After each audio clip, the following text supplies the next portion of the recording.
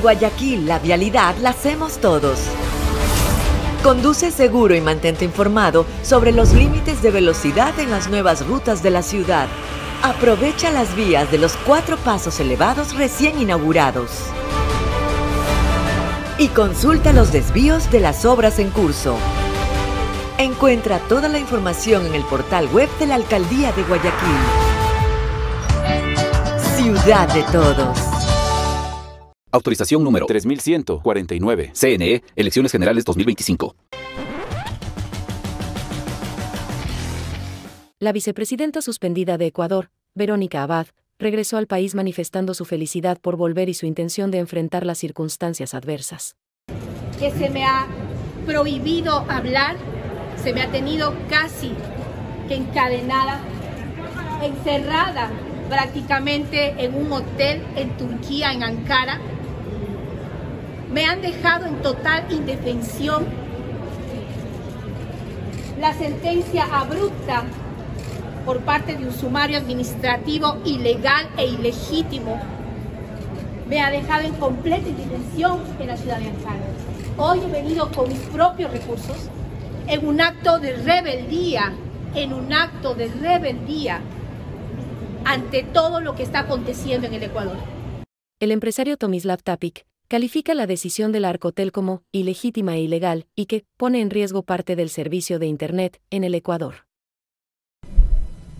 Y muchas gracias. Mire, primero, sobre la ausencia de la garantía de fiel cumplimiento.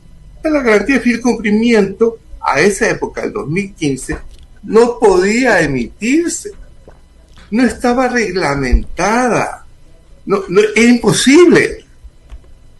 Apenas se emitió el 2016, apenas se emitió el reglamento el 2016, esto ya no, o sea, era imposible para nosotros. Apenas se emitió, nosotros ya la presentamos. Y desde esa época, hemos venido presentando, apenas se podía. Y sobre eso, que ya nos dio la razón la Arcotel por escrito, nos están diciendo, ups, ahora, sin respetar el más mínimo del debido proceso, yo no te retiro el título habilitante. Pero no solamente eso, y sobre todo riesgo, se entregó y Arcotel nos la devolvió, indicando que no era necesario para este tipo de servicios según la normativa. Y por Dios, lo de la viabilidad financiera, esto es algo tan colateral y sin incidencia, sin trascendencia, porque este tema es simplemente, vea, usted quiere hacer un cable submarino que me va a dar ingresos al Estado y que no le cuesta nada al Estado. Muy bien, presente un modelo de negocio de lo que va a ser su negocio para usted, sobre lo cual yo voy a cobrar y una tasa. Nos presentamos el negocio, nos dicen, ¿sabe qué? Me parece que no está un poco, puede usted revisar sus números. Los revisamos, los presentamos y nos lo acepta.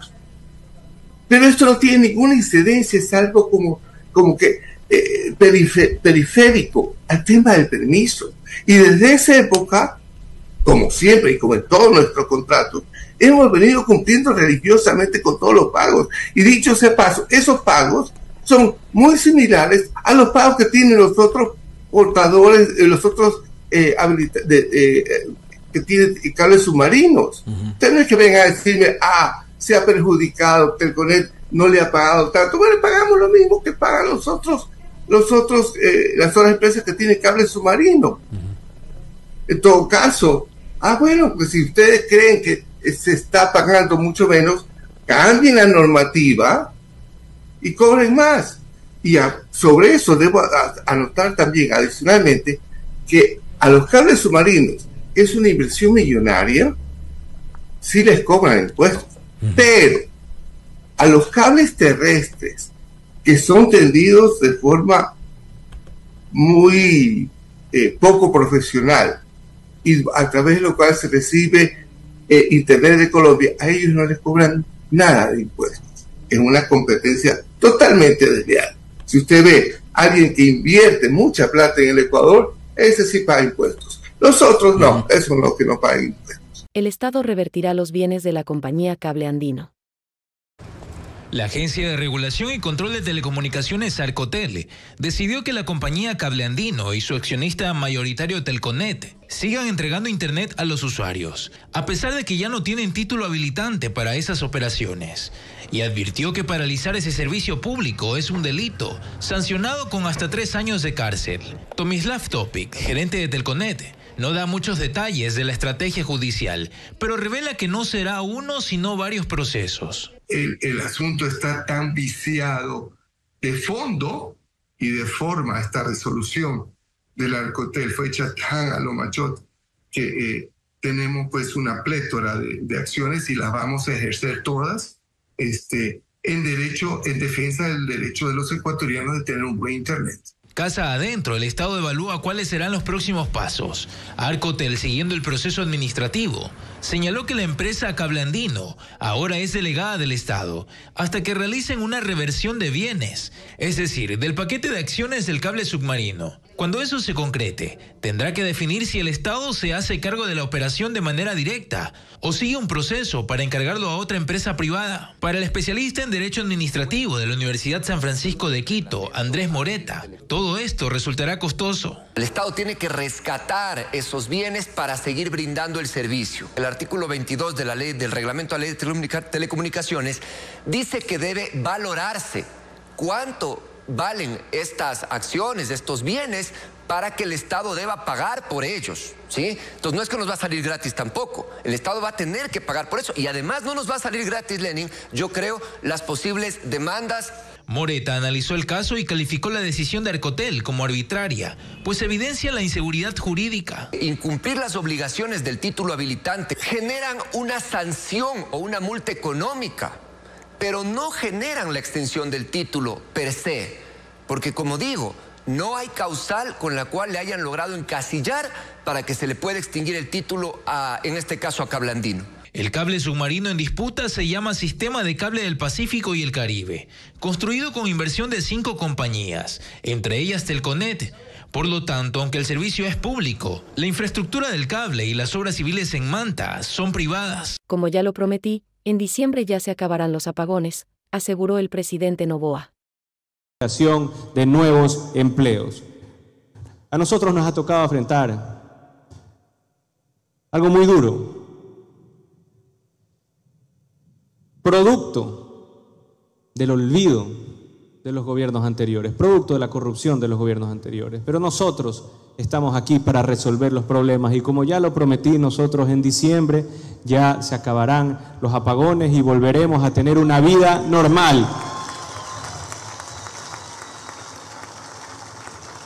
Se ha invertido más de 700 millones de dólares en reactivar el parque termoeléctrico y en dar reparación a todo lo que desde el año 2020 nunca repararon.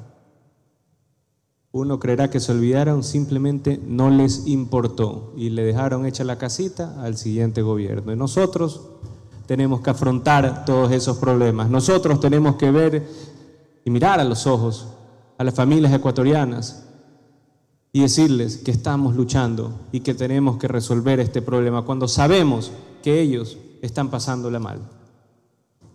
Pero aquí no vamos a parar. El tema de inseguridad lo estamos resolviendo, estamos por muy buen camino. El gobierno apuesta por que sea Saria Moya, recientemente designada como vicepresidenta encargada, la que reemplace a Daniel Noboa durante su licencia por campaña electoral.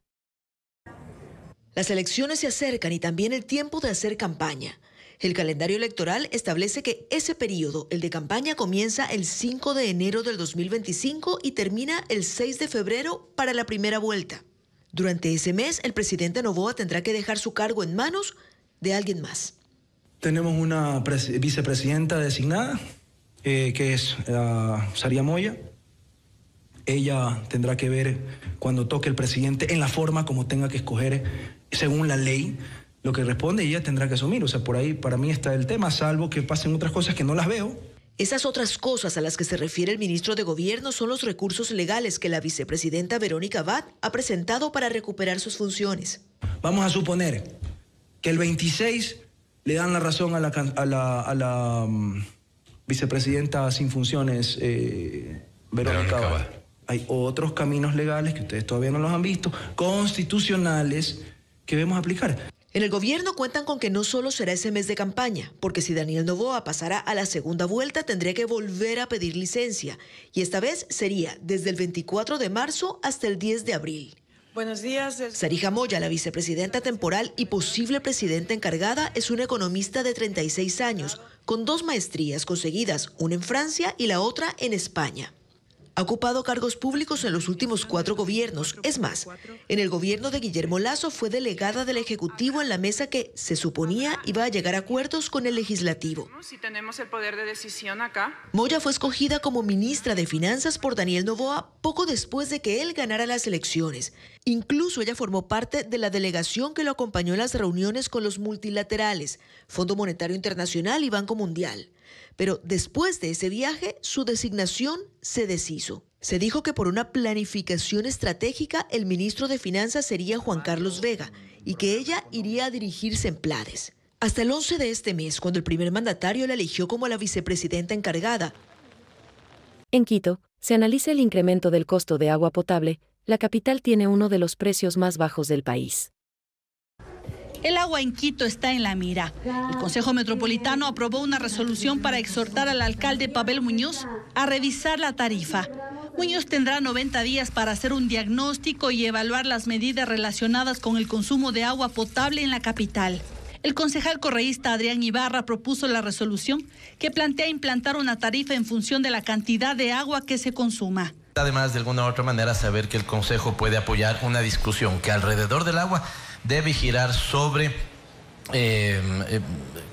conocer qué es lo que está pasando con el costo del agua de Quito. Ridículamente barato frente a algunas otras ciudades, por ejemplo, ¿no?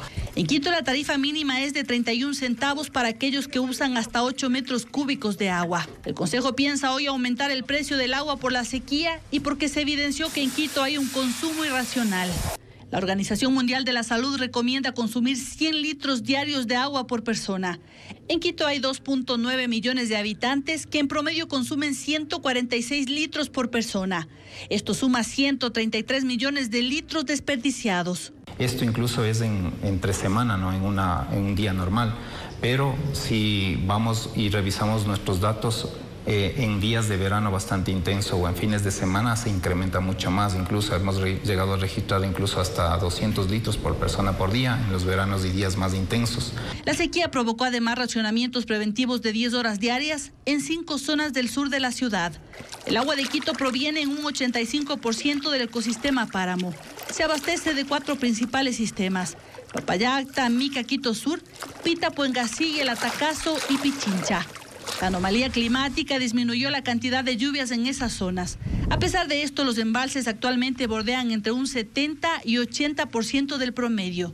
Y en Quito tampoco llueve. Hay un tercer factor que agrava este panorama. Se detectaron unas 1.500 conexiones clandestinas, a las cuales hay que agregar fugas de agua. La empresa de agua potable dice que en lo que va del año se ha reparado 14.180 fugas, pero hay más que aún están a la espera de su reparación.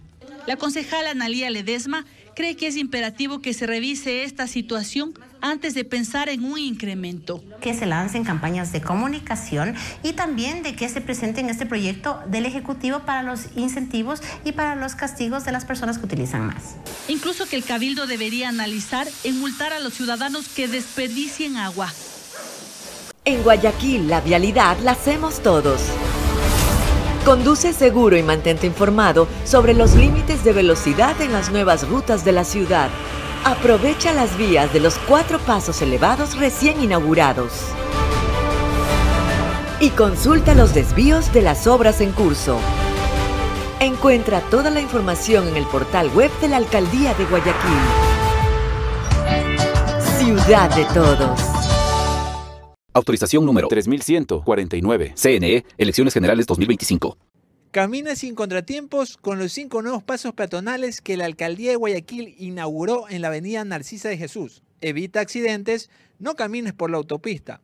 Recuerda usar los pasos peatonales que están hechos para ti. Guayaquil, ciudad de todos. Un operativo de la Policía de Ecuador y de Alemania dejó 6 detenidos en ambos países.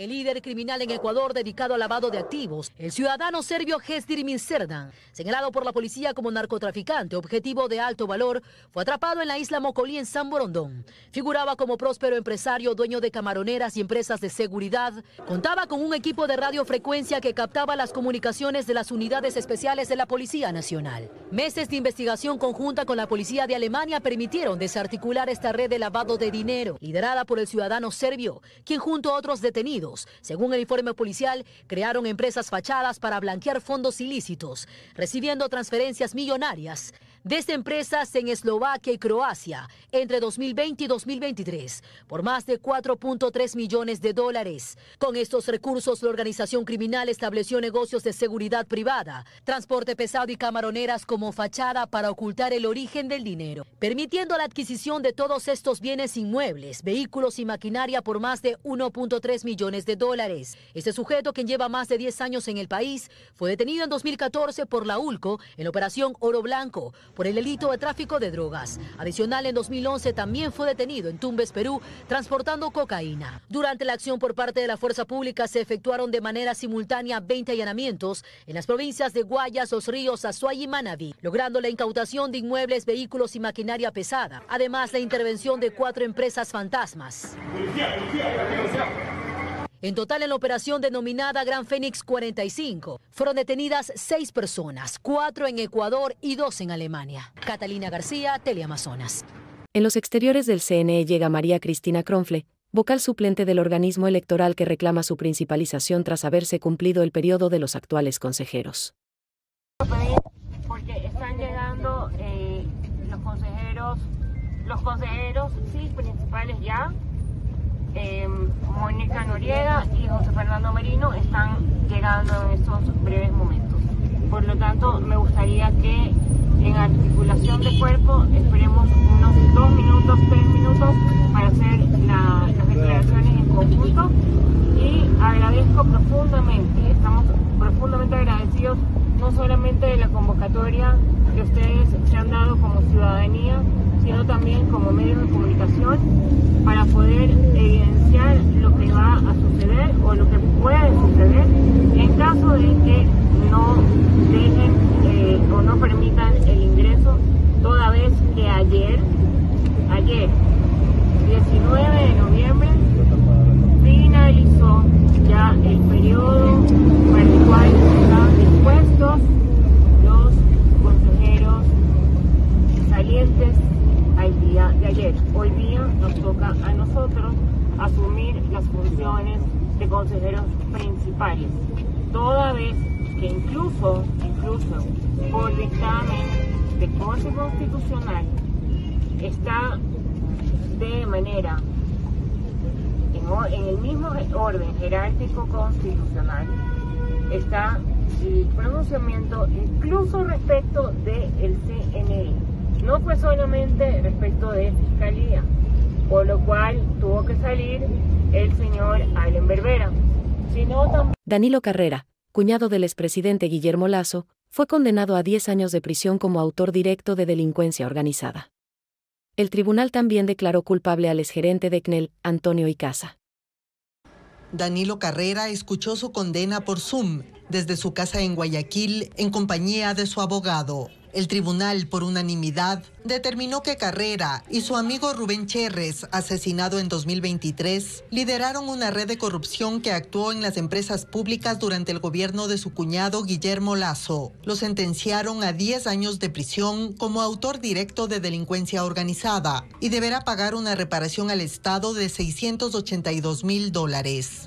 Los jueces también condenaron al exgerente de la Corporación Nacional de Electricidad CNEL, Antonio Icaza, a 9 años, 4 meses de cárcel como colaborador, con el agravante de haber sido funcionario público. El monto de su pago será igual al de Carrera. En la lectura del fallo, el juez ponente dijo que los chats, llamadas, transcripciones, seguimientos y más pruebas presentadas por la Fiscalía confirmaron el delito, el rol que cumplieron los imputados y que el grupo criminal colocó autoridades en las empresas públicas y direccionó contratos para su beneficio económico. Danilo Carrera seguirá en arresto domiciliario porque la decisión es de primera instancia. Aún tiene los recursos de apelación y casación antes de que se ejecute la sentencia. Sin decir nombres, el tribunal informó que durante el juicio se mencionó a personas que pueden estar involucradas en otros delitos, incluso altas autoridades con fuero de Corte Nacional, y dispuso a la Fiscalía que abra una nueva investigación.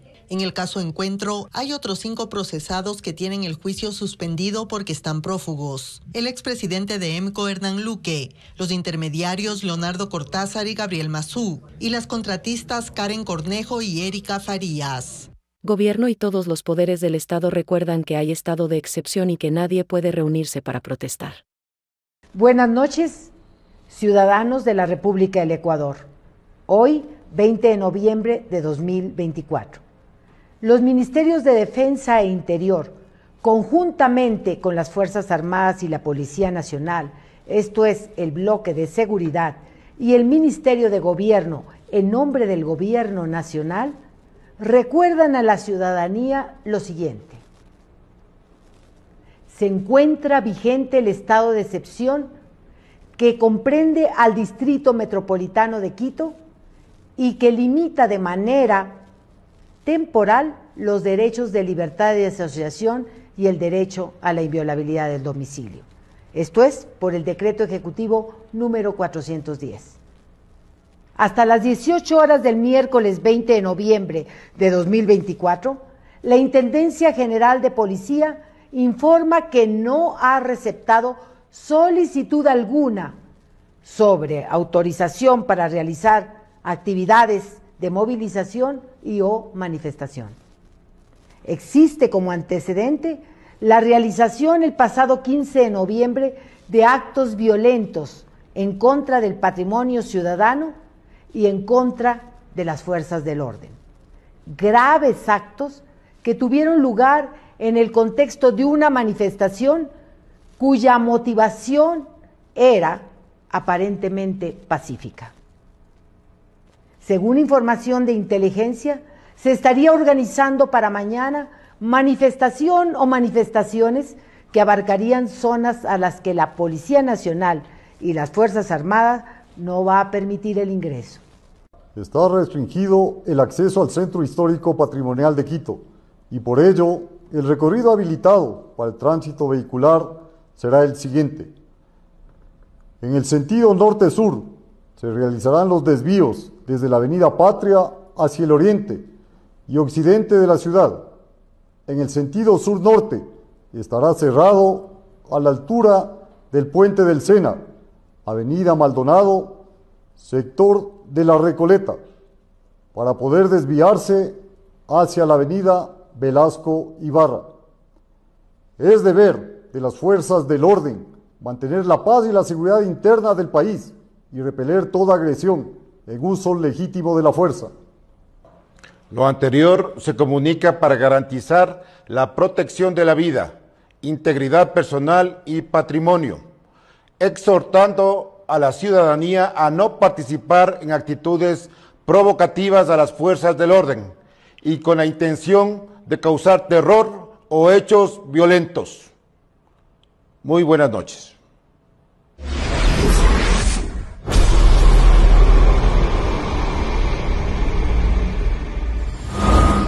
En Guayaquil, la vialidad la hacemos todos.